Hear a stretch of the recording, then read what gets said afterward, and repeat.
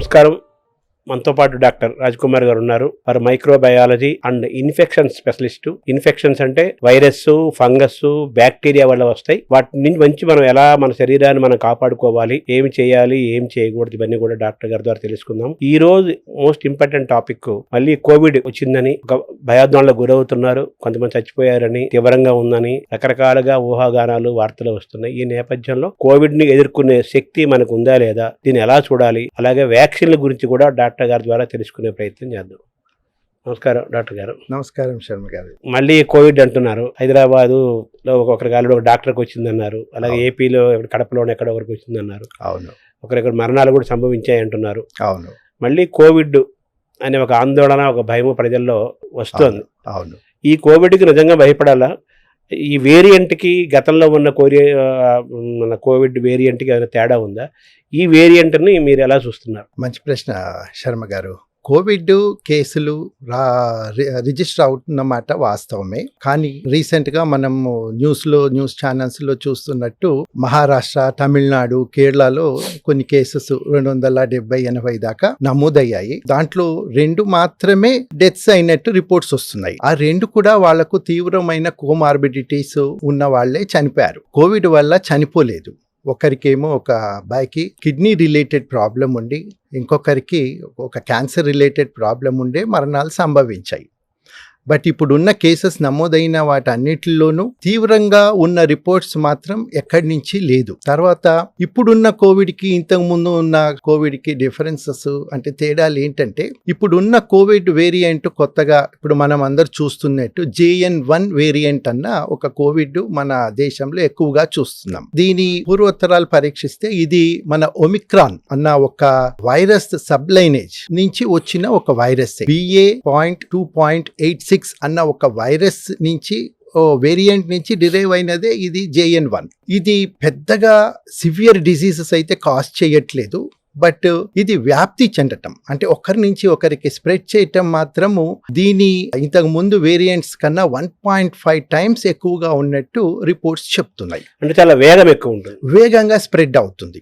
అంటే దీంట్లో ఉన్న కొన్ని ప్రత్యేక లక్షణాలు ఏంటంటే, మనకు ఈ వైరస్ ఒక బాడీలోకి ఎంటర్ కావాలంటే ఒక ఇంపార్టెంట్ ప్రోటీన్ ఉంటుంది. ఎస్ ప్రోటీన్ అంటారు దాన్ని, అంటే స్పైక్ ప్రోటీన్ అంటారు. ఈ ప్రోటీన్ లో చాలా చేంజెస్ వచ్చేసి దీనికి ఉన్న స్పెషాలిటీ ఏంటంటే, ఈ JN1 వేరియంట్ కి ఇది మన కణాలకు అంటే మన సెల్స్ కు అటాచ్మెంట్ అయ్యి ఇంకా సెల్స్ లో పెనట్రేషన్ బాగా అవుతుంది. ప్లస్ మన ఇమ్యూన్ సిస్టమ్ ని ఎస్కేప్ అయ్యే పవర్ కూడా దీనికి ఎక్కువగా ఉంది. దీని వల్ల అది మన శరీరంలో ఈజీగా ఉండిపోయి ఒకరి నుంచి ఒకరికి కూడా ఫాస్ట్ గా స్ప్రెడ్ అయ్యే అవకాశాలు ఎక్కువగా ఉన్నాయి. కానీ ఎవరిలోనూ ఇది తీవ్రమైన వ్యాధి లక్షణాలు కానీ కలగజేసినట్టు ఎక్కడా రిపోర్ట్స్ అయితే లేవు. సో అంటే ఈ కొత్తగా వచ్చిన ఈ కోవిడ్ వేరియంట్ గురించి మనం పెద్దగా భయపడాల్సిన అవసరం, ఆందోళన చెందాల్సిన అవసరం లేదని మీ మాటలు బట్టి అర్థం చేసుకోవాలి. But at the same time cautious గా ఉండాలి. ఈ వేరియంట్ కి వేగంగా ఫాస్ట్ గా వెళ్లే లక్షణం ఉంది కాబట్టి మనం జాగ్రత్తలు తీసుకోవాలి. ఖచ్చితంగా శర్మ గారు. ముఖ్యమైనది ఏంటంటే, ఈ కోవిడ్ వైరస్ కున్న ఒక స్పెషాలిటీ ఏంటంటే, ఇది కంటిన్యూస్ గా చేంజ్ అవుతూ ఉంటుంది. ముటేషన్స్ అంటే వేరియంట్స్ కంటిన్యూస్ గా ఇప్పుడు మన శరీరంలోకి ఎంటర్ అయిన తర్వాత ఒక వైరస్ ఎంటర్ అవుతుంది, బయటకు వచ్చేటప్పుడు ఇంకొకటి అవుతుంది. ప్లస్ ఈ వైరసెస్ అంతా ఏంటంటే ఇచ్చిపుచ్చుకుని ఉదార స్వభావం ఎక్కువ వీటిల్లో. వాటి పార్ట్నర్స్ కంతా వీటి జీన్స్ ఇవ్వటము, వాటి జీన్స్ ఇవి తీసుకోవటము, ఇలా కంటిన్యూస్ గా చేంజ్ అవుతుంటాయి. వాటి చేంజ్ అయ్యే ఉద్దేశం ఏంటి అంటే సర్వైవల్ అంతే. వాటికి ఎక్కడ మనకు ఒక సివియర్ డిసీజ్ కాజ్ చేయాలి, మనకు ఒక వ్యాధి కాజ్ చేయాలి, మనకు తీవ్రమైన వ్యాధి కలగజేయాలని వాటి ఉద్దేశం కాదు.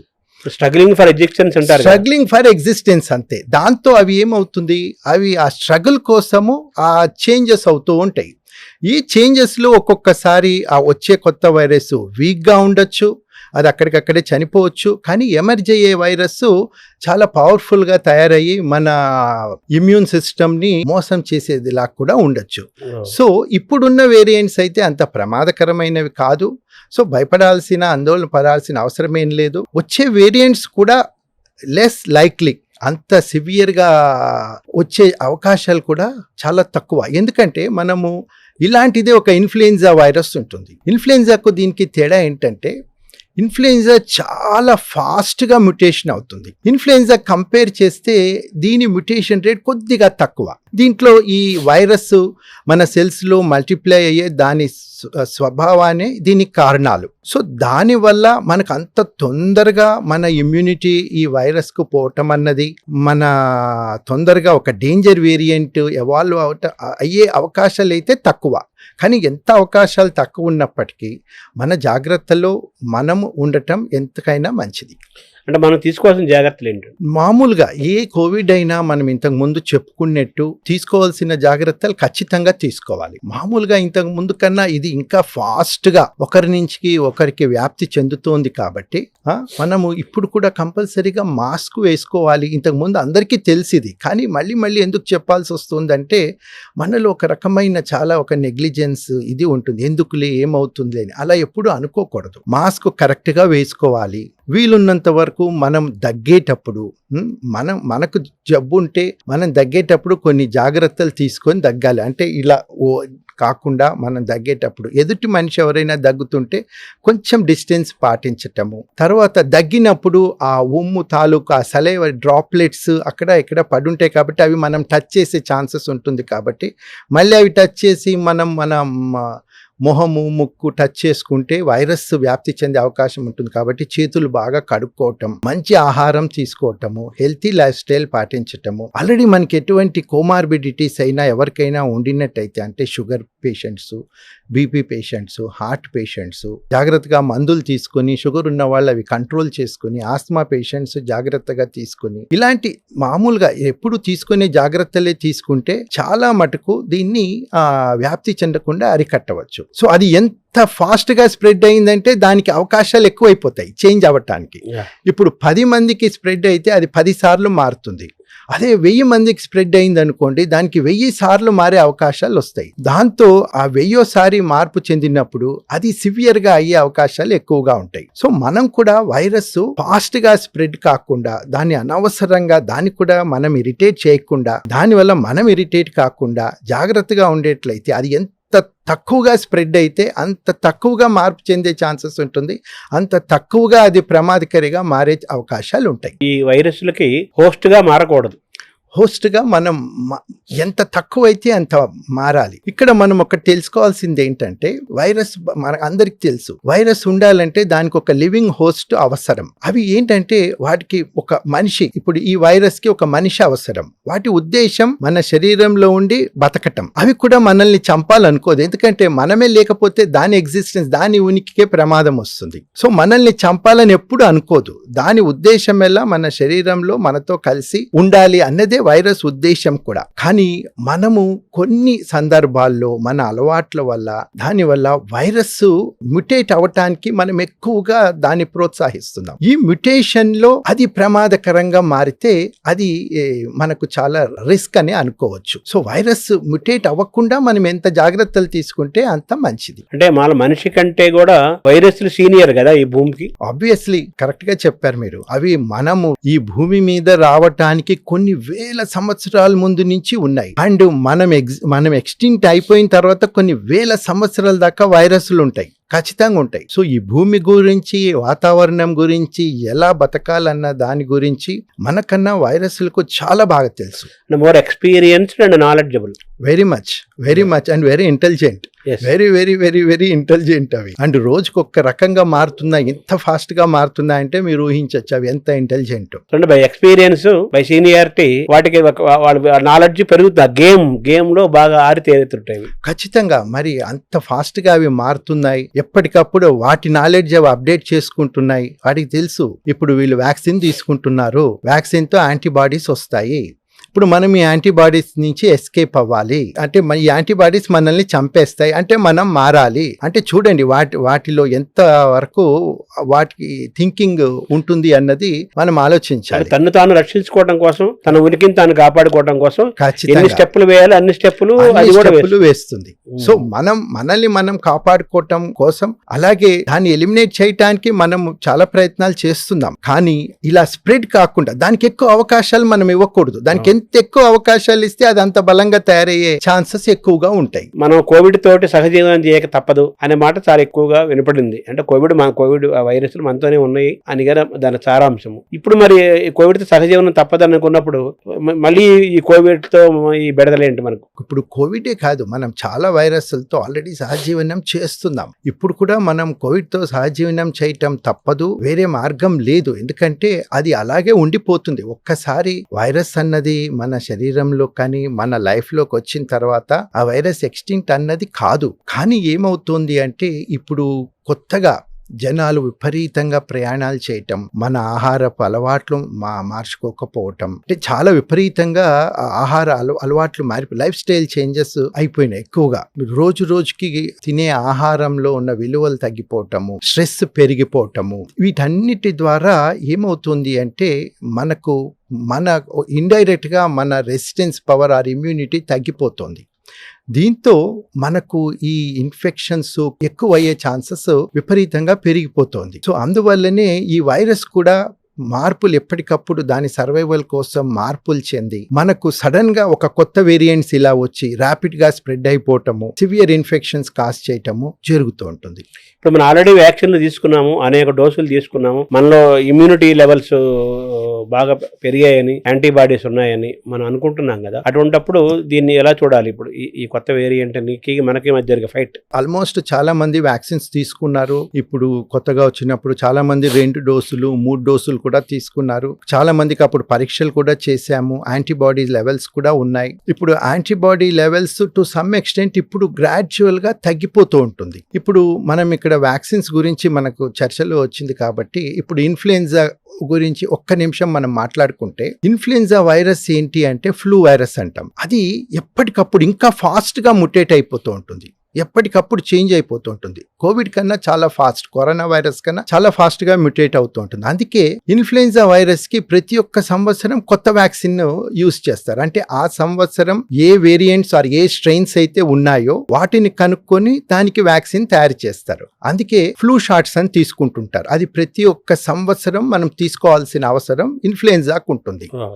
కానీ కోవిడ్ అంత ఫాస్ట్ గా మ్యూటేట్ కాదు. అయినప్పటికీ ఇప్పుడు ఉన్న స్టడీస్ ప్రకారము మనం అప్పుడు తీసుకున్న వ్యాక్సిన్ ఇప్పుడు ఉన్న కొత్త వేరియంట్స్ కు డెఫినెట్ గా మరి పూర్తిగా మనకు డిసీజ్ అంటే మనకు ఇన్ఫెక్షన్ రాకుండా కాపాడకపోయినప్పటికీ సివియర్ డిసీజ్ కాకుండా అయితే ఖచ్చితంగా మనకున్న ఇమ్యూనిటీ ఖచ్చితంగా హెల్ప్ అవుతుందని చాలా స్టడీస్ చెప్తున్నాయి. సో మనకి ఇంకా ఇమ్యూనిటీ అది న్యాచురల్ ఇన్ఫెక్షన్ ద్వారా ఉండొచ్చు, మనం తీసుకున్న వ్యాక్సిన్స్ ద్వారా ఉండొచ్చు. ఖచ్చితంగా ఇప్పటికైతే ఇమ్యూనిటీ ఖచ్చితంగా అందరికీ ఉంది. సో ఇప్పుడు వైరస్ కూడా మైల్డ్ ఉన్నప్పటికీ మనకున్న ఇమ్యూనిటీ ద్వారా ఖచ్చితంగా సివియర్ డిజీజ్ ఎవరికైనా వచ్చే అవకాశాలు చాలా తక్కువ. COVID-19 తీసుకున్న వ్యాక్సిన్లతో పాటు కొంతమంది, ఎక్కువ మంది కాదు, కొంతమంది ఫ్లూ కూడా వ్యాక్సిన్లు తీసుకుంటారు. అవి మళ్ళీ కాపాడవు అది విషయంలో? ఫ్లూ వ్యాక్సిన్ అంటే ఏ వ్యాక్సిన్ ఆ వైరస్ నే కాపాడుతుంది శర్మ గారు. ఇప్పుడు ఫ్లూ వ్యాక్సిన్ అంటే ఓన్లీ ఇన్ఫ్లుయెన్జా వైరస్ నుంచి మాత్రమే మనకు ప్రొటెక్షన్ ఉంటుంది. ఇప్పుడు ఇప్పుడు ఫర్ ఎగ్జాంపుల్ పోలియో వ్యాక్సిన్ తీసుకుంటాం, అది పోలియో నుంచి మాత్రమే మనకు ప్రొటెక్షన్ ఉంటుంది. ఇప్పుడు కొత్తగా ఇప్పుడు ఏంటంటే ఈ ఫ్లూ కొంచెం సివియారిటీ తగ్గించడానికి 60 ఏళ్ళు పైబడ్డ వాళ్ళంతా ఎవరీ ఇయర్ ఫ్లూ వ్యాక్సిన్ తీసుకోవటం మంచిది అన్నది ఒకటి చాలా మటుకు సజెస్ట్ చేస్తున్నాం. అంటే మన నేషనల్ ఇమ్యునైజేషన్ ప్రోగ్రామ్ లో లేదు. ఏదైనా కోమార్బిడిటీస్ ఉండి అంటే షుగరు, బీపీ, హార్ట్ ప్రాబ్లము, ఇలాంటి క్యాన్సర్ ఇలాంటివి ఉన్న వాళ్ళు, 50 సంవత్సరాల పైబడిన వాళ్ళు, లేకపోతే అందరూ 60 సంవత్సరాల పైబడిన వాళ్ళు ఫ్లూ వ్యాక్సిన్స్ తీసుకోవాలి. కానీ COVID-19 వ్యాక్సిన్ ఇది కొత్త వైరస్ కాబట్టి మనకు ఈ వ్యాక్సిన్ తీసుకున్న తర్వాత ఇంకా చాలా మందికి ప్రొటెక్షన్ సఫిషియెంట్ గా ఉంది. ఒక్క సెకండ్ వేవ్ తర్వాత మనం ఏదైతే చూసామో అప్పుడు సెకండ్ వేవ్ తర్వాత అంత సివియర్ కోవిడ్ అడపా మనం ఇలా సడన్ గా కేసెస్ పెరగటము, ఒక 5-6 రోజులు ఏదో హడావిడి జరగటము, మళ్ళీ కేసెస్ తగ్గిపోవటం, ఇలా 3-4 సార్లు జరిగాయి. మనకి ఇదేం కొత్తది కాదు. ఇప్పుడు కూడా ఈ హడావుడి ఇంకొక 5-6 రోజుల్లో అయిపోవచ్చు కూడా. కానీ ఎంతైనా మనం ఇలాంటిది ఒకటి వచ్చినప్పుడు మనము పాత ఎక్స్పీరియన్స్ దృష్టిలో పెట్టుకొని జాగ్రత్తగా ఉండటం ఎంతైనా మంచిది. ఈ కొత్త వేరియంట్ తాలూకు సిమ్టమ్స్ ఏంటి? కొత్త వేరియంట్ తాలూకా సిమ్టమ్స్ ఏంటి అంటే ప్రధానంగా మనకు ఇంతకు ముందు కోవిడ్ లక్షణాలు లాగానే జ్వరము, థ్రోట్ పెయిన్ అంటే సోర్ థ్రోట్ అంటారు, కొంతమందికి దగ్గు, విపరీతమైన ఒళ్ళు నొప్పులు, జలుబు లాంటి లక్షణాలు కాకుండా ఇలాంటి ఇంతకు ముందు ఉన్న కోవిడ్ లక్షణాలే కాకుండా ఇప్పుడు కొత్తగా మనకు అబ్డామినల్ రిలేటెడ్ కొన్ని సిమ్టమ్స్ అంటే ఆ కడుపు నొప్పి, కొంతమందికి విరోచనాలు అవ్వటము, ఇలాంటివి కూడా కనిపిస్తున్నాయి ఇప్పుడు ఈ కొత్త వేరియంట్ లో. పాత వేరియంట్ లో ఉన్న లక్షణాలతో పాటు మనకు చాలా మందిలో కడుపు నొప్పి రావటము, వాళ్ళలో విరోచనాలు అవ్వటం, ఇలాంటివి కూడా మనం తరచూ చూస్తున్నాం.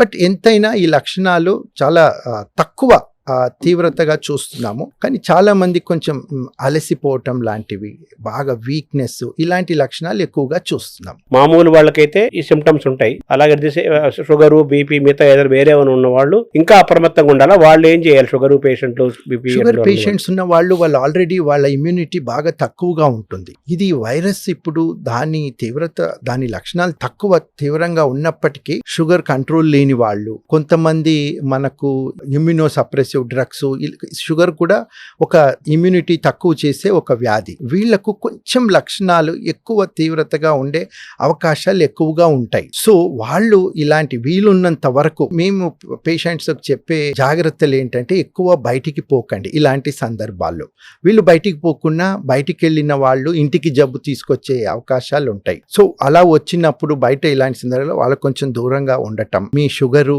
మీ ఇతర ఆస్తమా, మిగతా ప్రాబ్లమ్స్ ఏమైనా ఉంటే వాటికి మందులు కరెక్ట్ టైంకి వేసుకొని కొంచెం డైట్ కంట్రోల్ అది చేసి వాటినంతా జాగ్రత్తగా కంట్రోల్ చేసుకుంటే చాలా మటుకు వాళ్ళు కూడా ఈ సిమ్టమ్స్ తీవ్రతను తక్కువగా పెట్టుకోవడానికి అవకాశాలు ఎక్కువగా ఉంటాయి. ఇప్పుడు మన ఇమ్యూనిటీ లెవెల్స్ పెంచుకోవడానికి మనం ఎటువంటి ఆహారం తీసుకోవాలి, ఏమేం చేయాలి, ఏం చేయకూడదు? ఇప్పుడు చాలా మటుకు మనం చూస్తాం లైఫ్ స్టైల్లో చాలా మందికి ఆహారపు అలవాట్లు విపరీతంగా మారిపోయాయి. బయట తినటం ఎక్కువైపోయినాయి.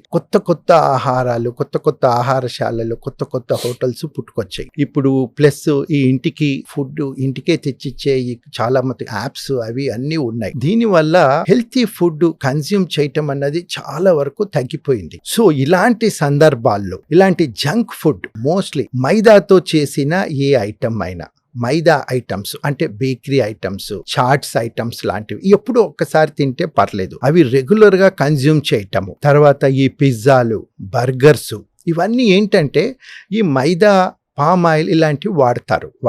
వీటిలో ఎటువంటి పోషక విలువలు ఉండవు. వాటి వల్ల మన శరీరానికి ఎటువంటి ఉపయోగం ఉండదు. ఓన్లీ రుచి, క్యాలరీస్ యాడ్ ఆన్ అవ్వటం. సో దీనివల్ల ఏమవుతుందంటే మన బాడీకి ఆ ఎక్స్ట్రా ఫ్యాట్ అది అయ్యి ఇండైరెక్ట్ గా మన ఇమ్యూనిటీ తగ్గిపోతుంది. సో మంచి హై ప్రోటీన్ డైట్ తీసుకోవాలి. మంచి ప్రోటీన్స్ ఉన్న ఆహారం అంటే పళ్ళు, కూరగాయలు, మనం తినే అన్నమే తినచ్చు. మంచి ప్రోటీన్ షేక్స్ లాంటివి తీసుకోవచ్చు. ఫ్రూట్స్ తినచ్చు, పప్పు ఇలాంటివి, ఆకుకూరలు, మంచి ప్రోటీన్ ఉన్న ఫుడ్, మన హోమ్ మేడ్ ఫుడ్ ప్రిఫరబ్లీ తీసుకుంటే పళ్ళు, కూరగాయలు లాంటివి తీసుకుని, ఇలాంటి జంక్ అంటే మనము కొన్ని ఫాస్ట్ ఫుడ్ సెంటర్స్ ఉంటాయి. ఈ ఫాస్ట్ ఫుడ్ సెంటర్స్ లో కూడా వాళ్ళు ఎక్కువగా సాసులు లాంటివి అవి వాడతారు. అవి కూడా అనే లాంగ్ రన్ ఆరోగ్యానికి మంచిది కాదు. ఇండైరెక్ట్ గా మన ఇమ్యూనిటీని డౌన్ చేస్తాయి. ఇప్పుడు ఇలాంటి పరిస్థితుల్లో మనకు వేరే ఏదైనా జబ్బులు వచ్చాయనుకోండి, మన ఇమ్యూనిటీ ఇంకా లో అవుతుంది. అలా కాకుండా మంచి ప్రోటీన్ డైట్, ఫ్రూట్స్, వెజిటేబుల్స్ ఉన్న డైట్ తీసుకుని ఇలా జంక్ ఫుడ్ దూరంగా ఉన్నట్టయితే చాలా మటుకు మనల్ని మనం కరోనా రాకుండా చూసుకోవచ్చు. ఒకవేళ దురదృష్టవశాత్తు మన శరీరంలోకి అది ఎంటర్ అయినా దాని తీవ్రత చాలా తక్కువగా ఉండే అవకాశాలు మాక్సిమం ఉంటాయి. సో జంక్ ఫుడ్ తో పాటు మీరు చెప్పినట్టుగా బయట ఫుడ్ అవాయిడ్ చేసి ఇంటి ఫుడ్ తీసుకోవడం అనేది వీలైనంత వరకు అవకాశం ఉన్న వాళ్ళు ఇంటి ఫుడ్ తినడం అనేది మంచిది అంటారా? ఖచ్చితంగా. ఎందుకంటే మనం ఇంటి ఫుడ్ లో వీలున్నంత వరకు ఎంత వాళ్ళైనా ఫస్ట్ మంచి క్లీన్లీనెస్ మెయింటైన్ చేస్తాం. వీలున్నంత వరకు మంచి ఐటమ్సే వాడతాం. ఎక్కడ స్టోరేజ్ ఉండదు. బయట ఫుడ్ లో వాళ్ళు ఎప్పుడు ఎక్కడ స్టోర్ చేసి ఉంటారో, ఏది వాడతారో వాళ్ళ మెయిన్ ఉద్దేశము టేస్ట్ అంతే. వాళ్ళు ఎటువంటి పోషక విలువలు ఉండాల్సిన అవసరం వాళ్ళకు ఉండదు. అట్రాక్ట్ చేయాలంటే సో అది ఓన్లీ టేస్ట్ కే ఇంపార్టెన్స్ ఇస్తారు. సో ఇంటి ఫుడ్ తీసుకుంటూ మంచి పౌష్టికమైన ఆహారం తీసుకుంటే ఒకటి మనం ఖచ్చితంగా ప్రివెంట్ చేయొచ్చు. వచ్చినా అది చాలా మైల్డ్ గా ఉండే అవకాశాలు మాక్సిమం గా ఉన్నాయి. ఇలా చూసాం కూడా మేము. ఈ ఆహార నియమాలతో పాటు వ్యాయామాలు కానీ ఇంకేమైనా అటువంటి యాక్టివిటీస్ ఏమేం చేయాలి? ఖచ్చితంగా చేయాలి సార్. ఖచ్చితంగా ఆహార యాక్టివిటీ అంటే మనం ఎప్పుడైనా ఫిజికల్ యాక్టివిటీ అన్నది మనిషికి చాలా ఇంపార్టెంట్. సో ఫిజికల్ యాక్టివిటీతో బాడీలో మనకు బ్లడ్ సర్క్యులేషన్ పెరుగుతుంది, బాడీకి అందే ఆక్సిజన్ పెరుగుతుంది, టిష్యూస్ హెల్తీగా తయారవుతాయి. ఎస్పెషల్లీ షుగర్ ఉన్న వాళ్ళకు ఇన్సులిన్ సెన్సిటివిటీ పెరుగుతుంది, షుగర్ లెవెల్స్ తగ్గుతాయి. సో ఓవరాల్గా మనము అందరూ యాక్టివిటీ అంటే మనం బీభత్సంగా జిమ్కి వెళ్ళి బరువులు ఎత్తేసి కండలు పెంచాల్సిన అవసరం లేదు. సింపుల్గా డైలీ ఒక 45 minutes to 1 hour వాకింగ్ కానీ జాగింగ్ కానీ చేసుకున్నా అది బ్రహ్మాండంగా పనిచేస్తుంది. మనకు జిమ్ అన్నది ఓన్లీ కండలు పెంచడానికి ఒక రకంగా ఉపయోగం, అంత చేస్తే మంచిదే. వాకింగ్ చేసుకున్నా చాలా మటుకు ఉపయోగంగా ఉంటుంది సార్. ఫిజికల్ యాక్టివిటీ అన్నది ఎవరికైనా ఇట్ ఈస్ ఎ మస్ట్. ప్రాణాయామం లాంటి యోగా లాంటివి ఇంకా ఇరుషాలకు ఉపయోగపడతాయి చాలా సార్. మన యోగా, మన ప్రాణాయామము ఇవన్నీ మనకు డెఫినెట్గా మన లంగ్ కెపాసిటీ పెంచుతుంది. వాటి వల్ల ఆక్సిజన్ కెపాసిటీ పెంచుతుంది. మన కోవిడ్లో ఉన్న ఇబ్బందే అది. ఆక్సిజన్ ఆ ఆల్వియోలార్ లెవెల్లో మనం కోవిడ్ వైరస్ ఎంటర్ అయినప్పుడు ఆ ఆల్వియోలార్ లెవెల్లో మనకు ఆక్సిజన్ సరిగ్గా అందకుండా బ్రెత్లెస్నెస్ వచ్చేసి మనకు సివియర్ రెస్పిరేటరీ డిస్ట్రెస్కి వెళ్ళిపోతాం. కానీ ఇలా వ్యాయామం, ప్రాణాయామం, యోగా ఇలా చేసిన వాళ్ళలో ఆ లంగ్ కెపాసిటీ పెరిగి వాళ్ళు ఇంకా హెల్తీగా ఉండి వాళ్ళు తొందరగా కాంప్లికేషన్స్ వచ్చే అవకాశాలు వాళ్ళకి చాలా మటుకు తగ్గుతుంది. నిజంగానే వాళ్ళ కాంప్లికేషన్ రావాలి అన్న వాళ్ళ శరీర తత్వం ఉన్నప్పటికీ కాంప్లికేషన్స్ డిలే అవ్వచ్చు ఆర్ లెస్ సివియర్ అవ్వచ్చు. సో ఖచ్చితంగా మన ప్రాణాయామం, యోగా అన్నది సైంటిఫికల్లీ ప్రూవన్. డెఫినెట్లీ మనం ఇండివిజువల్గా వాకింగ్ చేయొచ్చు. రేపు ఎక్కువ కేసెస్ పెరిగితే ఇండివిజువల్గా వాకింగ్, సైక్లింగ్ అలాంటివి చేసుకోవచ్చు. లేకపోతే ఇంట్లోనే మనము శుభ్రంగా ఒక గంట సేపు యోగా కానీ వ్యాయామం కానీ చేసుకుంటే మనల్ని మనం చాలా ఆరోగ్యంగా హెల్తీగా ఉంచుకునే మ్యాక్సిమం ఛాన్సెస్ ఉంటాయి. గతంలో వ్యాక్సిన్లు తీసుకున్నప్పుడు రకరకాల కంపెనీల వ్యాక్సిన్లు తీసుకున్నాం. అయితే వ్యాక్సిన్ల వల్ల కూడా కొన్ని సైడ్ ఎఫెక్ట్లు వచ్చాయి అంటారు కదా, ఎంతవరకు నిజమే? ఈ మధ్యకాలంలో ఒక కంపెనీ వ్యాక్సిన్ తీసుకోవటం వలన బ్లడ్ క్లాట్స్ ఫామ్ అవుతున్నాయి, చాలామంది చనిపోయారు అని ఒక న్యూస్ ఐటమ్ వచ్చింది. సో ఆ వ్యాక్సిన్ తీసుకున్న జనాలంతా భయపడిపోయి ఇప్పుడు డాక్టర్ల దగ్గరకు పరిగెత్తిపోయి నేను ఇప్పుడు ఈ వ్యాక్సిన్ తీసుకున్నాను మరి నాకేమైనా అవుతుందా అని భయపడుతున్నారు. ఇప్పుడు మనం కొద్దిగా ఆ వ్యాక్సిన్ గురించి చెప్పుకున్నట్టయితే ఇప్పుడు ఆ వ్యాక్సిన్ వచ్చిన ఒక సైడ్ ఎఫెక్ట్ అది నోన్ సైడ్ ఎఫెక్టే. అది కూడా వ్యాక్సిన్ తీసుకున్న 3 నెలల నుంచి 6 నెలల లోపలే వస్తుంది సైడ్ ఎఫెక్ట్ వచ్చిన వాళ్లకు. అంతకు మించి రాదు.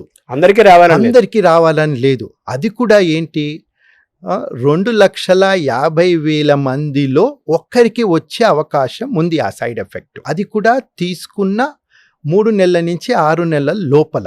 ఆ సైడ్ ఎఫెక్ట్ ఏంటి అంటే దాన్ని టీటీఎస్ అంటారు. టీటీఎస్ అంటే థ్రాంబోటిక్ విత్ థ్రాంబోసైటోపీనియా సిండ్రోమ్ అంటారు. అంటే మనకి యూజువల్గా వాళ్ళలో ఏమవుతుందంటే ప్లేట్లెట్స్ తగ్గిపోతాయి, రక్తం గడ్డ కట్టిపోతుంది. కానీ ఇది ఒక కాంట్రాస్ట్ సిచ్యువేషన్ అనమాట. యూజువల్గా మనకు వేరే జబ్బుల్లో ప్లేట్లెట్స్ తగ్గినప్పుడు రక్తస్రావం జరుగుతుంది. బట్ ఇక్కడ ఏమవుతుందంటే ప్లేట్లెట్స్ కౌంట్ తగ్గుతుంది, రక్తం గడ్డ కట్టిపోతుంది.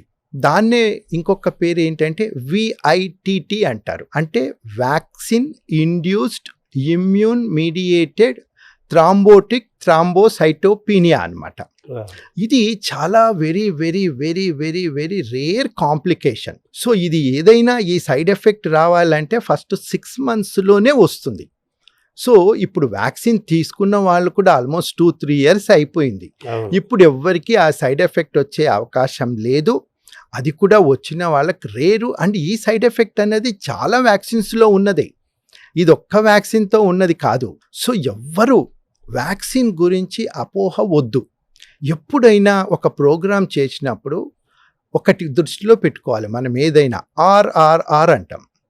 RR అంటే రిస్క్ రివార్డ్ రేషియో అంటాం. అంటే ఏదైనా ఒక పని చేసినప్పుడు, ఏదైనా ఒకటి తీసుకున్నప్పుడు దాంట్లో మనకు రివార్డ్ అంటే బెనిఫిట్ ఎంత ఉంటుంది, రిస్క్ ఎంత ఉంటుంది అన్నది మనం కంపేర్ చేసుకోవాలి. అప్పుడు ఆ టైంలో మనకు బెనిఫిట్ ఎక్కువ వ్యాక్సిన్స్ వల్ల, రిస్క్ చాలా తక్కువ. సో ఇవన్నీ దృష్టిలో పెట్టుకొని సో వ్యాక్సిన్ గురించి ఎటువంటి అపోహలొద్దు. డెఫినెట్గా ఈ మనం తీసుకున్న వ్యాక్సిన్స్ అన్నీ మంచివే. డెఫినెట్గా దానివల్ల ప్రొటెక్షన్ వచ్చింది. డెఫినెట్గా దానివల్ల మార్టాలిటీ అంటే డెత్స్ తగ్గాయి. దానివల్ల సైడ్ ఎఫెక్ట్స్ ఆర్ నెగ్లిజిబుల్. వచ్చినా చాలా తక్కువ. ఇప్పుడు ఇంత లాంగ్ 3 నెలలు 6 నెలల తర్వాత సైడ్ ఎఫెక్ట్స్ అయితే ఎవ్వరికీ రాదు. ఇప్పుడున్న పరిస్థితుల్లో మనం ఏమైనా ఎక్స్ట్రా డోసులు తీసుకోవాల్సిన అవసరం ఉందా? అవును. కొత్త వ్యాక్సిన్లు ఏమైనా రావాల్సిన అవసరం ఉందా? ఇప్పుడున్న కొత్త వేరియంట్ ఈ వ్యాక్సిన్ ఎంతవరకు పనిచేస్తుంది అన్నది ఇంకా ఎవిడెన్స్ అయితే లేదు. బట్ ఇప్పుడు ఫార్చునేట్లీ ఉన్న వేరియంట్ చాలా తక్కువ సివియారిటీతో ఉంది కాబట్టి ఇప్పుడైతే యాజ్ ఆఫ్ నౌ ఇప్పుడు కొత్తగా బూస్టర్స్ తీసుకోవాల్సిన అవసరం మన భారతదేశంలో అయితే రికమెండేషన్ మన గవర్నమెంట్ ఆఫ్ ఇండియా ఇవ్వట్లేదు. ఇప్పుడు వ్యాధి తీవ్రత కూడా తక్కువగానే ఉంది కాబట్టి మనం వ్యాక్సిన్ బాట పట్టే దానికన్నా జాగ్రత్తలు తీసుకుంటూ ఉంటే చాలా మటుకు కోవిడ్ గురించి ఎస్కేప్ అయ్యే అవకాశాలు చాలా ఎక్కువగా ఉంటాయి. Nothing to worry. సో ఇప్పుడు కోవిడ్-19 అనే దానికి ఆ పేరు పెట్టుకున్న వైరస్కు మనం శాశ్వతంగా పర్మనెంట్గా కంప్లీట్గా వ్యాక్సిన్ అనేది రావాల్సిన అవసరం ఉందా? అది వస్తుందా? అంటే కోవిడ్ అన్నది మనం ఇంతకు ముందు మాట్లాడుకున్నట్టు శర్మ గారు అది మనతో ఉంటుంది, అది మారుతూ ఉంటుంది. ఈ ఆర్ఎన్ఏ వైరసెస్ యొక్క లక్షణమే అది మారుతూ ఉంటుంది. వ్యాక్సిన్స్ అయితే మనము ఫ్లూకి ఎలా ఇప్పుడు ఫ్లూ ఉంది మనకి ఎప్పుడో 1918లోనో తర్వాత 1930s 40sలోనో అప్పుడు పాండమిక్స్ వచ్చాయి. తర్వాత పాండమిక్స్ లేవు, అబ్సల్యూట్లీ కంట్రోల్గా ఉంది. అప్పుడు మనకు ఒక 10-15 సంవత్సరాల కిందట బర్డ్ ఫ్లూ అని, ఏవియన్ ఫ్లూ అని, H1N1 అని ఇలా ఒక మనల్ని కొద్దిగా భయపెట్టినా మనం తొందరగానే వాటిని కంట్రోల్ చేయగలిగాం, ఎందుకంటే ఎఫెక్టివ్గా వ్యాక్సిన్ కనిపెట్టగలిగాం. అలాగే ఇప్పుడు మనం కోవిడ్ కూడా మనకు కంటిన్యూస్గా వ్యాక్సిన్స్ ఉంటాయి. ప్రాబబ్లీ మనకు ఫ్యూచర్లో ఫ్లూ షాట్స్ ఎలా సంవత్సరానికి ఒక్కసారి మనం తీసుకుంటామో అలా కోవిడ్ కూడా పీరియాడిక్గా వ్యాక్సిన్ తీసుకోవాల్సిన అవసరం వస్తుందేమో. కానీ కోవిడ్ అంత భయంకరమైన వైరస్ కాదు. కానీ మనకు ఈ ఫస్ట్ వేవ్ సెకండ్ వేవ్లో ఏంటంటే అది కొత్త వైరస్ కొత్తగా వచ్చింది కాబట్టి మనకు అంత మార్టాలిటీ అంత ఇది అయింది. కానీ ఇప్పుడు ఫ్లూ షాట్స్కి అవసరం ఉన్నట్టు అవసరం రావచ్చు, రాకపోవచ్చు కూడా, ఎందుకంటే బట్ కోవిడ్ ఉంటుంది. ఇప్పుడు మనకు కోవిడే కాదు, ఇప్పుడు రైనో వైరస్ అంటారు, అడినో వైరస్ అంటారు. ఈ చాలా మటుకు మనం చూసే ఈ జలుబు దగ్గు ఇవన్నీ వాటి వల్లనే. రైనో వైరస్ కూడా ఒక 1000 రకాలు ఉంటాయి. సో అలాగే కోవిడ్ కూడా మనతో ఉండిపోయి ఇలా చిన్నగా మనకు జలుబు అలా కాజ్ చేయటం, మనం దానికి సిమ్టమాటిక్ ట్రీట్మెంట్ తీసుకోవటం, తగ్గిపోవటం జరిగే ఛాన్సెస్ కూడా ఉంది. But we have to wait and see. But డెఫినెట్గా మనం వ్యాక్సిన్ అయితే మనము ఖచ్చితంగా ఇప్పుడు మనకు ఆ టెక్నాలజీ ఉంది, వ్యాక్సిన్ అయితే మనం సులభంగా తయారు చేసుకోవచ్చు. సెకండ్ వేవ్ కొంచెం ఎక్కువ ప్రమాదమైంది కదా? ఎస్. సెకండ్ వేవ్ ఏంటంటే మనకు మెజారిటీ ఆఫ్ ది కేసెస్ కొత్త వేరియంట్ డెల్టా వేరియంట్. సో అప్పుడు కొంచెం మనకు మన శరీరానికి అది కొత్త వైరస్, ఆ వైరస్ యాక్ట్ చేసే ఇది కూడా అలాగే ఉండింది, దాని పెథోజెనిసిస్ కూడా అలాగే ఉండింది. సో దానివల్ల వ్యాధి తీవ్రత కూడా ఎక్కువగా ఉండింది. మార్టాలిటీస్ కూడా ఫస్ట్ వేవ్ కంపేర్ చేస్తే సెకండ్ వేవ్కి ఎక్కువగా ఉండింది. ఫస్ట్ వేవ్లో చాలామంది ఓల్డ్ పీపుల్కే ఎఫెక్ట్ అయింది, కానీ సెకండ్ వేవ్కి వచ్చేసరికి చాలా యంగర్ జనరేషన్ కూడా దాంతో సఫర్ అయ్యి యంగర్ జనరేషన్ కూడా చనిపోవటం జరిగింది. అది చాలా బాధాకరమైన విషయం. చిన్నపిల్లలు వృద్ధులు ఎలా ఉండాలి, ఏమేం జాగ్రత్తలు తీసుకోవాలి? అవును, చిన్నపిల్లలు వృద్ధుల్లో కూడా ఇప్పటికి కూడా ఈ వైరస్ కొద్దిగా మామూలు ఈ యంగ్ పాపులేషన్ కన్నా చిన్నపిల్లల వృద్ధుల్లో కొద్దిగా తీవ్రంగా ఎక్కువ ఉండే అవకాశాలు ఉన్నాయి. సో మనం ఇంతకుముందు మాట్లాడుకున్నట్టే వృద్ధులు అయినంత మటుకు బయటికి పోకుండా ఉండటం మంచిది. కానీ ఇంట్లో ఉన్న వేరే చిన్నవాళ్ళు బయటికి వెళ్ళి వస్తారు కాబట్టి వాళ్ళతో కొంచెం జాగ్రత్తగా ఉండటం. ఇంట్లో ఎవరికైనా దగ్గు జలుబు అలాంటిది వస్తే చిన్నపిల్లలకు వృద్ధులకి దూరంగా ఉండటం. ఎందుకంటే వాళ్ళు బయటికి పోకుండా వీళ్ళు బయటికి పోయి వ్యాధి తీసుకొచ్చి వీళ్లకు అంటగట్టే ప్రమాదం ఉంటుంది. సో అలా కాకుండా వీళ్ళు కూడా బయటికి వెళ్ళినప్పుడు జాగ్రత్తలు తీసుకోవాలి. మాస్క్ కంపల్సరీగా ధరించాలంట. మాస్క్ ధరించాలి. ఆల్రెడీ ఇప్పుడు అఫెక్ట్ అయిన దేశాలు సింగపూర్ తీసుకోండి, థాయిలాండ్ తీసుకోండి, ఆ దేశాల్లో ఆల్రెడీ అందరూ మాస్క్ ధరిస్తున్నారు. మాస్క్ ధరించటం ఎప్పటికైనా చాలా మంచిది, సేఫ్ మెథడ్. సో ఇప్పుడు ఇలాంటి పరిస్థితుల్లో బయటికి వెళ్ళినప్పుడు మనం ఇప్పుడు క్రౌడెడ్ ప్లేస్కి వెళ్ళినప్పుడు mask simple method for prevention. Mask ధరించి వెళ్తే వాళ్లకు వచ్చే అవకాశాలు తక్కువ, వాళ్ళు వచ్చి ఇంట్లో వాళ్ళకు కూడా స్ప్రెడ్ చేసే అవకాశాలు తక్కువగా ఉంటాయి. ఎందుకంటే మనకు వైరస్ ఎంటర్ అయిన తర్వాత ఇంక్యుబేషన్ పీరియడ్ అని ఒక 5-6 డేస్ ఉంటుంది. ఆ టైంలో మనకు పెద్దగా లక్షణాలు ఉండవు. ఆ టైంలో కూడా ఒక్కొక్కసారి మనము వ్యాప్తి చెందే ఛాన్సెస్ ఉంటాయి. సో మనం కొద్దిగా ఈ చిన్న చిన్న జాగ్రత్తలు తీసుకుంటే చాలా మటుకు ఈ వైరస్ కంటైన్ చేయొచ్చు. అది సేమ్ టైం మనం ఇంతకు ముందు చెప్పుకున్నట్టు అది దానికి ఎక్కువ అనవసరంగా అది మ్యూటేట్ అయ్యే అవకాశాలు దానికి ఇవ్వకూడదు. గ్యాదరింగ్స్ ఎలా చూడాలి? గ్యాదరింగ్స్ ఇప్పటికైతే జాగ్రత్తలు తీసుకుంటూ చిన్న చిన్న గ్యాదరింగ్స్ చేసుకోవచ్చు. ఇప్పటికైతే మనకు ఎటువంటి అలాంటి గ్యాదరింగ్స్ చేయకూడదు అని, బట్ వీలున్నంత వరకు. ఇప్పుడు ఏదో చాలా ఇంపార్టెంట్ గ్యాదరింగ్ అయితే ఫైన్, మన ఊరికే మనం ఏదో 10 సంవత్సరాలకు కలిసాము, పెళ్లిళ్ళ సీజన్ కూడా ఉంది కదా, ఫంక్షన్స్. ఇంకా పెళ్లిళ్ళ సీజన్ అంటే అది వీలున్నంత వరకు జాగ్రత్తలు తీసుకుంటూ as of now guide lines ప్రకారము అది చేయొచ్చు. ఇప్పుడు ఏదో మనం ఊరికే ఏదో చాలా రోజుల తర్వాత కలిసాము, ఒక గ్యాదరింగ్ పెట్టుకుందాం. ఇలా లాస్ట్ టైం కోవిడ్లో ఇలా గ్యాదరింగ్ చేసుకుని కోవిడ్తో సఫర్ అయిన వాళ్ళు చాలా మంది ఉన్నారు. ఇలా అనవసరమైన గ్యాదరింగ్స్, అనవసరమైన ట్రావెల్ తక్కువగా చూశారు. అనవసరమైన గ్యాదరింగ్స్,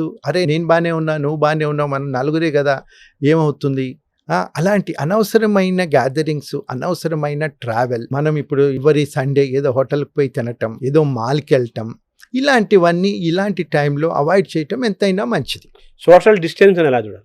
సోషల్ డిస్టెన్స్ ఖచ్చితంగా పాటించాలి సార్. ఎప్పటికైనా సోషల్ డిస్టెన్స్ అన్నది చాలా మంచిది. మనం 6 feet డిస్టెన్స్లో ఉంటూ మాట్లాడుకోవటము, మాస్కులు వేసుకోవటము ఇలాంటివి చేస్తే, ఇప్పుడు వైరస్ కూడా, ఇప్పుడు మనం ఇంత దూరంలో కూర్చున్నాం, మన ఇద్దరు 6 feet దూరంలో కూర్చున్నాం. ఇప్పుడు నా కోవిడ్ ఉండి నేను దగ్గినా కూడా మీరు మాస్క్ వేసుకోలేదు, ఇప్పుడు నేను దగ్గినా కూడా మీకు వచ్చే అవకాశం తక్కువ. ఎందుకంటే ఆ దగ్గినప్పుడు ఆ మైన్యూట్ డ్రాప్లెట్స్ ట్రావెల్ చేసే డిస్టెన్స్ 6 feet కన్నా ఎక్కువ ఉండదు. సో అవి అక్కడ పడిపోతాయి, అంత డిస్టెన్స్ తక్కువ ఉంటాయి. So preferably plus rooms ventilate పెట్టుకుంటే అవి అలా వెళ్ళిపోయే ఛాన్సెస్ ఉంటాయి. సో మరీ ఇక్కడ నేను కూర్చొని, మనం ఇద్దరు ఇలా కూర్చొని గంటల తరబడి ఒక 4-5 గంటలు మాట్లాడుకుంటూ మాస్క్ వేసుకోకుండా ఉంటే అప్పుడు ఛాన్సెస్ పెరుగుతాయి. అదే మనం అంత ఛాన్స్ ఇవ్వకూడదు. సో సోషల్ డిస్టెన్స్ మెయింటైన్ చేస్తున్నాం, మాస్క్ వేసుకుంటే మంచిది. మాస్క్ లేదు, ఇప్పుడు సోషల్ డిస్టెన్స్ మెయింటైన్ చేస్తూ ఇంత దూరంలో కూర్చొని మాట్లాడుకుని గంట సేపు మాట్లాడుకున్నా, ఇప్పుడు దగ్గు లేదు కానీ విపరీతంగా దగ్గు ఉందనుకోండి, అప్పుడు కొంచెం టైం తక్కువ చేయాలి. So it all depends upon amount, duration of exposure, ఎంత వైరస్ బయటకు వస్తుంది, ఎంతసేపు ఎక్స్పోజ్ అవుతున్నాం, ఇవన్నీ ఎంత తగ్గిస్తే అంత మనకు ఇన్ఫెక్షన్ వచ్చే అవకాశాలు బాగా తగ్గిపోతాయి. ఇప్పుడు మళ్ళీ లాక్డౌన్ వస్తుందా అని కూడా వార్తలు క్వశ్చన్ మార్కులు వేస్తున్నారు, ఆశ్చర్య మార్కులు వేస్తున్నారు కదా, మీరు ఎలా చూస్తున్నారు? లాక్డౌన్ అయితే వచ్చే అవకాశాలు అయితే ఆల్మోస్ట్ నిల్ అని చెప్పచ్చు శర్మ గారు. అంటే నేను ఎకనామిక్ పాయింట్ ఆఫ్ వ్యూ, నేను ప్యూర్లీ మెడికల్ పాయింట్ ఆఫ్ వ్యూనే మాట్లాడుతున్నా. అంటే economic point of view, financial point of view, ఆ పాయింట్ నేను మాట్లాడటం లేదు. Purely health point of view, because ఈ వేరియంట్ కాజ్ చేస్తున్న డిజీజ్ సివియారిటీ చాలా తక్కువ కాబట్టి మనకు కంప్లీట్గా లాక్డౌన్ అవసరం లేదు. మార్టాలిటీ ఇంతవరకు మనం చూస్తున్నది ఓన్లీ హై రిస్క్ ఇండివిజువల్స్లోనే. వాళ్ళు సపరేట్ కేర్ తీసుకుంటూ, వాళ్ళు జాగ్రత్తలు తీసుకుంటూ, మనం జాగ్రత్తలు పాటిస్తే లాక్డౌన్ ఎటువంటి అవసరం లేదు. చెప్పేదల్లా ఒకటే, అనవసరమైన ట్రావెల్ అవాయిడ్ చేయండి. సండే మీరు హోటల్కి వెళ్ళి తినకపోతే కొంపలేం అంటుకుపోదు. కొన్ని రోజులు, ఎన్ని రోజులు తిన్నారు కదా, కొన్ని రోజులు హోటల్కి వెళ్ళి ఏం తినకండి, అలాంటివి అవాయిడ్ చేయండి. ఇంట్లో శుభ్రంగా తినండి, అనవసరంగా తిరక్కండి. ఇప్పుడు పెళ్లికి వెళ్ళకపోతే ఏమైనా అవుతుంది అంటే వెళ్ళండి, అవసరమైనవి ఎంతో అంత చేయండి, అనవసరమైన వీలున్నంత వరకు అవాయిడ్ చేయండి. పోస్ట్ కోవిడ్ ఎఫెక్ట్ అనేది మనకి హార్ట్ ఫెయిల్ అవటం కానీ, తర్వాత బ్లడ్ ఆగిపోవటం కానీ, తల చచ్చిపోవటం కానీ, రకరకాలు జరిగే పోస్ట్ కోవిడ్ ఎఫెక్ట్లు అని కొన్ని చెప్తున్నారు కదా, దాన్ని ఆ పోస్ట్ కోవిడ్ ఎఫెక్ట్ని ఇప్పుడు కొత్తగా వచ్చిన కోవిడ్ని రెండు కలుపుకొని చూడాలి. అదే పోస్ట్ కోవిడ్ ఎఫెక్ట్ అంటే ఇంకో రకంగా మనం లాంగ్ కోవిడ్ సిండ్రోమ్ అని కూడా అన్నాం ఇంతకుముందు. లాంగ్ కోవిడ్ సిండ్రోమ్ అంటే ఇప్పుడు ఎనీ వైరస్, మీరు చికెన్ గునియా తీసుకోండి, చాలా రోజులు జాయింట్ పెయిన్స్తో సఫర్ అవుతారు. డెంగ్యూ జ్వరం వచ్చి తగ్గిన వాళ్ళు చాలా నెలల తరబడి బాగా వీక్నెస్తో సఫర్ అవుతారు. ఇలాగే కోవిడ్లో కూడా దాని పెథోజెనెసిస్ అలా చూసుకుంటే లాంగ్ టర్మ్ చాలా ఈ వీక్నెస్ రావటము, కొంతమందికి షుగర్ అటాక్ అవటం, అది వేరే డిఫరెంట్ కారణాలు ఉండొచ్చు. అంటే అప్పుడు యూజ్ చేసిన మందులు ఉండొచ్చు, మన శరీరంలో జరిగే ఇమ్యూనాలజికలీ మీడియేటెడ్ చేంజెస్ ఉండొచ్చు. ఇప్పుడు కోవిడ్ అంతా ఇవన్నీ ఎలా అంటే ఒక వైరస్ కానీ ఏదైనా కానీ ఇప్పుడు మన బ్యాక్టీరియాలో వెళ్ళి సెల్స్ ని డైరెక్ట్ గా డ్యామేజ్ చేసే దానికన్నా అవి యాంటీజెన్స్ కి మన శరీరం, మన ఇమ్యూన్ సిస్టమ్ రియాక్ట్ అవుతుంది కదా, యాంటీబాడీస్. ఈ యాంటీజెన్ యాంటీబాడీ రియాక్షన్ మధ్యలో జరిగే డ్యామేజ్ ఎక్కువ ఉంటుంది అనమాట.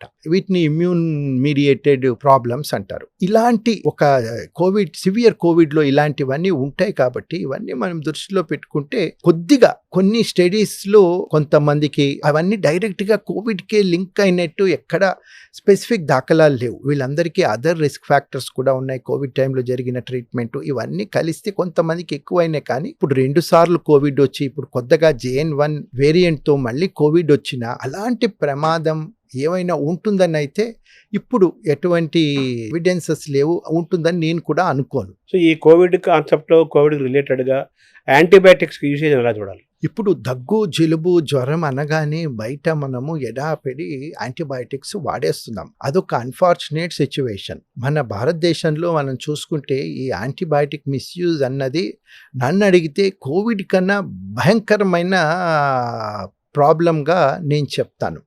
మనకి యాంటీబయాటిక్ రెసిస్టెన్స్ ఎంత పెరిగిపోతుంది అంటే అంత తీవ్రంగా పెరిగిపోతుంది. ఫ్యూచర్ జనరేషన్స్కి అసలు యాంటీబయాటిక్సే ఉండవు. చాలా మటుకు మనకు వచ్చే దగ్గులు, జలుబులు ఇవన్నీ వైరస్ రిలేటెడ్ ఉంటాయి. అంటిల్ అన్లెస్ మనము ఒక సెకండరీ ఇన్ఫెక్షన్ ఏదైనా డాక్యుమెంట్ చేస్తే, లేకపోతే అది బ్యాక్టీరియల్ రిలేటెడ్ ఇన్ఫెక్షన్ అని ప్రూవ్ చేస్తే తప్ప అనవసరమైన యాంటీబయాటిక్స్ వాడటం ఎంతైనా అవాయిడ్ చేయాలి. కోవిడ్లో కూడా మనం విచ్చలవిడిగా యాంటీబయాటిక్స్ వాడాం. కోవిడ్ ఒక వైరస్ ఇన్ఫెక్షన్, యాంటీబయాటిక్స్ ఎలాంటి పని చేయవు. దానికి ఉన్న యాంటీవైరల్సే ఎంతవరకు పనిచేస్తాయో మనకు తెలియదు. అయినా అప్పుడు వేరే ఆప్షన్ లేదు కాబట్టి కొన్ని వాడాం మనం యాంటీవైరల్స్. సో అనవసరమైన యాంటీబయాటిక్స్ వైరల్ ఇన్ఫెక్షన్స్లో వాడటం మాత్రం చాలా మటుకు నిషేధించాలి. మన గవర్నమెంట్ ఆఫ్ ఇండియా కూడా చాలా సీరియస్గా ఉన్నారు ఈ విషయం మీద, యాంటీబయాటిక్ రెసిస్టెన్స్ మీద. ఇది చాలా సివియర్ ప్రాబ్లం. కోవిడ్ అయినా థియరిటికలీ మనం మాట్లాడుకుంటే ఒక రోజు ఎక్స్టింక్ట్ అవుతుందేమో, కానీ మనం జాగ్రత్త తీసుకోకపోతే, ఈ రోజు మనం జాగ్రత్త పడకపోతే మాత్రం యాంటీబయాటిక్ రెసిస్టెన్స్ అన్నది మనల్ని ఫ్యూచర్లో దారుణంగా దెబ్బతీసేది మాత్రం 100% అని నేను చెప్తాను. సో ఇప్పుడు ఈ కోవిడ్ కాన్సెప్ట్లో మీరు ఏదైనా చిన్న చిన్న సిమ్టమ్స్ అనిపిస్తే, కోవిడ్ దగ్గరగా ఉన్న సిమ్టమ్స్ అనిపిస్తే మీరు ప్రిస్క్రైబ్ చేసేది ఏంటి? సిమ్టమాటిక్ ట్రీట్మెంట్ ఇవ్వాలి సార్. పేషెంట్కి ఏముంటుంది? జ్వరం ఉంటుంది, జలుబు ఉంటుంది, గొంతులో ఇరిటేషన్ ఉంటుంది, దగ్గు ఉంటుంది. ప్రిఫరబ్లీ ఒక పారాసెటమాల్ లాంటి ట్యాబ్లెట్ తీసుకోవటం, ఒక యాంటీహిస్టమినిక్ లాంటిది ఇవ్వటం, కొంచెం వారం వాటరు, వేడి గ్రీన్ టీ లాంటివి, వేడి కషాయాలు లాంటివి. అప్పుడు బోల్డ్ కషాయాలు తాగారు, డెఫినెట్లీ దట్ ఈస్ హెల్ప్ఫుల్. కషాయం తాగితే మనకు థ్రోట్ ఇరిటేషన్ తగ్గుతుంది. అలాంటివి తీసుకోవటము, మంచి వాటర్ కన్జ్యూమ్ చేయటం, ఆవిరి పట్టటం, దానివల్ల బ్రహ్మాండమైన రిలీఫ్ వస్తుంది. మనకేంటి ముక్కు దిబ్బడ, ముక్కులు ఇదైపోయి ఇది ఉంటుంది. ఆ గొంతు నొప్పికి గార్గ్లింగ్స్ చేయటం, స్టీమ్ ఇన్హలేషన్ తీసుకోవటం, వాటర్ తీసుకోవటం, ఇలాంటి జస్ట్ సిమ్టమాటిక్ ట్రీట్మెంట్తో 90% ఆఫ్ ది కోవిడ్ని మనం ఈజీగా మేనేజ్ చేయొచ్చు. కోవిడే కాదు, ఎనీ వైరల్ ఇన్ఫెక్షన్ని మేనేజ్ చేయొచ్చు. అంటిల్ అండ్ అన్లెస్ మనకు టెంపరేచర్ మరి 104, 105 డిగ్రీలు ఉంది అండ్ ఏదైనా ఇన్ఫ్లుయెన్జా అని ఒక బ్యాక్టీరియా ఉంటుంది. అది యూజువల్గా ఏంటంటే ఇలాంటి సిచ్యువేషన్స్లో అది మన థ్రోట్ని అఫెక్ట్ చేస్తుంది. స్ట్రెప్టోకాకస్ అని ఒక బ్యాక్టీరియా ఉంటుంది. ఇలాంటిది ఏదైనా ఇన్ఫెక్షన్ మనకు ఉంది, దాని లక్షణాలు ఏమైనా కనిపిస్తే తప్ప యాంటీబయాటిక్స్ మాత్రం వాడకూడదు శర్మ గారు. డాక్టర్ని మనం సంప్రదిస్తే సరిపోతుంది. మరి మనకు ఖచ్చితంగా డాక్టర్ని సంప్రదించేదాకా మాత్రము మనము సిమ్టమాటిక్ ట్రీట్మెంట్, డోలో ఇలాంటిది, లేకపోతే any paracetamol tablet, team inhalation, మన చిన్న చిన్న చిట్కాలు పాటిస్తే it is more than sufficient. So ఈ కొత్త వేరియంట్ గురించి మనం కంగారు పడాల్సిన అవసరం లేదు, భయపడాల్సిన అవసరం ఏం లేదు. ఎటువంటి లాక్డౌన్లు వచ్చే పరిస్థితి లేదు. ప్రస్తుతం మనం తట్టుకునే పరిస్థితులు మనం ఉన్నాము. అయితే మన క్రమశిక్షణ పాటించాలి, జాగ్రత్తలు తీసుకోవాలి. ఆహారము, వ్యాయామం, సోషల్ డిస్టెన్సు, ఇటువంటి చిన్న చిన్న క్రమశిక్షణలు పాటిస్తూ మరి ఏదైనా చిన్న చిన్న సిమ్టమ్స్ ఉంటే చెప్పినవి వాడుకుంటే సరిపోతుంది అంటారు. అంతే కదా? ఖచ్చితంగా శర్మ గారు. మీరేమైనా సింగిల్ మెసేజ్ అని చెప్పాలనుకుంటున్నారా ఈ టైంలో? కోవిడ్ గురించి ఎవరు భయపడకండి, వ్యాక్సిన్ గురించి ఎవరు అపోహలొద్దు. కోవిడ్ అంత భయంకరమైన జబ్బు కాదు. దాన్ని మనం ఇరిటేట్ చేసేది వద్దు. దాన్ని మనం ఎంత ఇరిటేట్ చేస్తే అది మనల్ని అంత ఇరిటేట్ చేస్తుంది. దాన్ని ఇరిటేట్ చేయకూడదంటే దానికి అనవసరంగా మ్యూటేట్ అయ్యే ఛాన్సెస్ మనం ఇచ్చేది వద్దు. దాన్ని ప్రశాంతంగా బతకనిద్దాం, మనం ప్రశాంతంగా బతుకుదాం. మనం మ్యుటేషన్ ఛాన్సెస్ అంటే ఏంటి మనం ఇచ్చేవి? అంటే స్ప్రెడ్ కాకుండా చూసుకోవాలి. అది ఎంత స్ప్రెడ్ అయితే అంత మ్యుటేషన్. అంతే. మనం అనవసరంగా అంటే మాస్కులు వేసుకోవడము, సోషల్ డిస్టెన్స్. అంతే. ఇప్పుడు మరి ఒక్కరికి వచ్చింది అనుకోండి కోవిడ్, ఆ కోవిడ్ అతను ఇంకో 100 మందికి స్ప్రెడ్ చేయకుండా ఉంటే మనం 100 మ్యుటేషన్లు కాపాడిన వాళ్ళు అవుతాం. ఆ 100 మ్యుటేషన్లు మన దురదృష్టవశాత్తు ఇంకోటి ఏదో డేంజర్ మ్యుటేషన్ అయిందంటే ఇది కోవిడ్ అన్నది అది మంచి వైరస్. దాన్ని ప్రశాంతంగా బతికినిస్తే అది మనల్ని ప్రశాంతంగా బతికనిస్తుంది.